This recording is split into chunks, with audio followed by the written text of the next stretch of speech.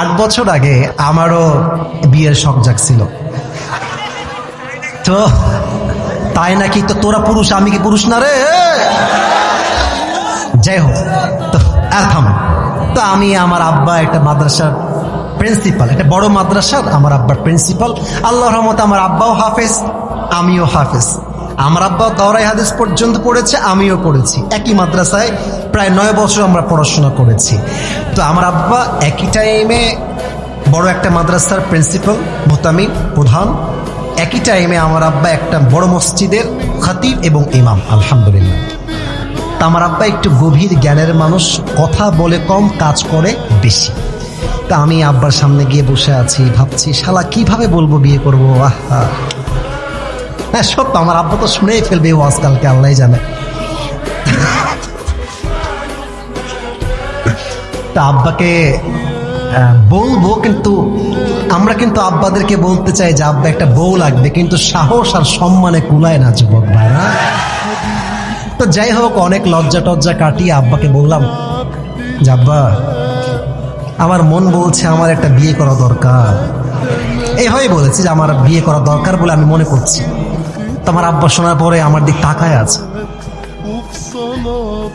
তাকাই আছে, আর মনে মনে ভাবছে শালা নিজে শুধু আমার টাকা দিয়ে, আর তুমি নিয়ে আসবা বিয়ে করে বউ, খাওয়াবে কিটা? কিন্তু আব্বা রাগী মানুষ, কিন্তু রাগ কন্ট্রোল করে বসে আছে। তো আব্বা বললো যে আব্বা শোনো, আমি আবার আমার ক্লাসে এবং পুরো মাদ্রাসায় 1 নাম্বার ছাত্র ছিলাম। এটা কিন্তু শো অফ করে কি লাভ? যুবকরা আমাকে 1 নাম্বার হলেও ভালোবাসতো, আমি ফেল হলেও যুবকরা আমাকে ভালোবাসতো, এটা আমার বিশ্বাস। তা আমি আমার ক্লাসেও 1 নাম্বার ছিলাম, পুরো মাদ্রাসাতেই আমি 1 নাম্বার ছাত্র ছিলাম। তা আব্বা বলছে তোমার কিন্তু মেধা ভালো আব্বা, তুমি কিন্তু জীবনে অনেক ভালো কিছু করবা। তো তুমি যদি এখন বিয়ে করো, তুমি তো মেয়ে মানুষের বাহিরের রূপ দেখেছো, ভেতরের রূপটা তুমি দেখো নাই আব্বা, একটু অপেক্ষা করো। কারণ কি জানেন, মেয়েদের মন হচ্ছে আকাশের মতো। আজকে ঝড়, কালকে বৃষ্টি, তারপরে মেঘ, তারপরে রোদ। আজকে বলবে তোমাকে ছাড়া কাউকে ভালো লাগে, হ্যাঁ তোমাকে ছাড়া কাউকে বিয়ে করতে পারবো না জান। তারপরের দিন একটা বেটার অপশন পেয়ে গেলে তোমাকে গুল্লি করে টাকাওয়ালা যুবকের সঙ্গে বিয়ের পিড়িতে বসে যাবে। মেয়েদের মন পাল্টাইতে সময় লাগে না ভাইজান। মেয়েদের উপরে এক, ভেতরে কিন্তু আর এক। উপরে বলবে তোমাকে ছাড়া কেউ ভালো লাগে না, তুমি ছাড়া কেউ নাই। আর মেয়ের মা তো আর এক রকম। যখন বিয়ের জন্য পাত্রী দেখতে যাবা, মেয়ের মা বলবে আমার মেয়েটা এত ভালো, আমার মেয়েটা না স্কুলে কখনো একা যায়নি, আমি নিয়ে গিয়েছি। আমার মেয়ে না কলেজেও একা যায়নি, আমি নিয়ে গিয়েছি। আমার মেয়েটা একদম মাসুম, দুধে ধোয়া তুলসী পাতা।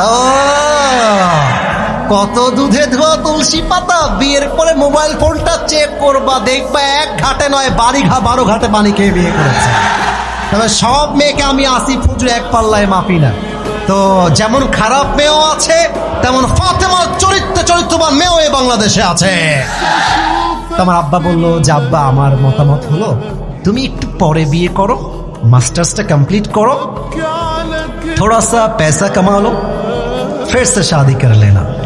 কিন্তু আমার মন তো মানে না। আমি বললাম আমার বউ এখন লাগবেই আব্বা। তো আমার এখনো মনে আছে, আমার আব্বা আমারে বললো যে তুমি এখন বাসায় যাও, আমাদের জন্ম কিন্তু খুলনায়, খুলনায় আমার জন্ম। তো খুলনার ভাষা আব্বা বলছে তুমি একটু বাড়ি যাও, তোমার সঙ্গে আমি কালকে কথা কবানি, আব্বা বাড়ি যাও। তো বাসায় আসছি, ওই দিক থেকে আমার আব্বা আমার মাকে কল দেব, তোমার ছেলে টাল হয়ে গেছে, আর তার ছিঁড়ে গেছে, আমাকে একটু বুঝাই বলো। বাসায় ঢুকে দেখছি আমার মা অ্যাকশনের মোড়ে চলে আসছে। কিরে তোর আব্বাকে কি বলছিস তুই? আমি বলছি কি বললাম, কিছু বলি নাই তো। আরে কিছু বলি নাই। বলছে ও বিয়ে করতে চাও, নিজের পকেটে নাই 1 পয়সা, তুমি খাওয়াবা তোমার বউকে নিয়ে এসে। ওই কথার দিয়ে আমি আব্বাদেরকে বলতে চাই, আব্বা জান মানলাম আপনার ছেলের কাছে টাকা নাই, আপনার কাছে তো আছে। আপনি বলবেন যে আব্বা তুই বিয়ে কর, কিন্তু তুই সেই মেয়েকে বিয়ে করবি যেই মেয়ে তোর সঙ্গে BMW-তে নয় সাইকেলে করে ঘুরতে চায়, যে মেয়েটা তোর ঘরে এসে গরুর গোস্ত নয় ডাল ভাত খেয়ে থাকতে চায়। আরে তুই সেই মেয়েকে বিয়ে করবি, গোস্ত হবে 2 পিস, তুই খাবি 1 পিস, তোর বউ খাবে 1 piece. That is the solution যুবক ভাইয়ার আমার, বলো। আর মেয়ের বাবা যদি বলে, বাবা তুমি আমার জামাই হও, আমি জানি তোমার টাকা পয়সা কম, তো তুমি এক কাজ করো, তুমি আমার মেয়েকে বিয়ে করে নিয়ে যাও, যতক্ষণ পর্যন্ত তুমি চাকরি না পাবা, ব্যবসায় সফল না হবা, আমার মেয়ে, প্লিজ লিসেন টু মি, শুনবেন, আমার মেয়ে আমার ছিল, আমার খেত আমারই থাকবে। তুমি তোমার বাবার ছেলে, বাবার ছেলেই ছিলা, বাবার ছেলেই থাকবে। আমার মেয়ে আমার ঘরে খেত, আমার টাকায় চলতো, আমার টাকাতেই চলবে। কিন্তু আব্বা, তোমরা পার্কে গিয়ে ডেটিং না করে বাসর ঘরের মাধ্যমে ভালোবাসা শুরু করে দাও। লাভ কি দেখেন, লাভ কি দেখেন, মেয়েটার হালাল বিয়েটাও হয়ে গেল, যুবকটার উপরে টাকারও চাপ আসলো না। এদিকে যুবক যখন সফল হয়ে যাবে, আর দরকার হলে আমি আমার বউকে হেলিকপ্টারে করে আমার বাড়িতে সাজায় নিয়ে আসবো যুবক ভাইয়ারা আমার।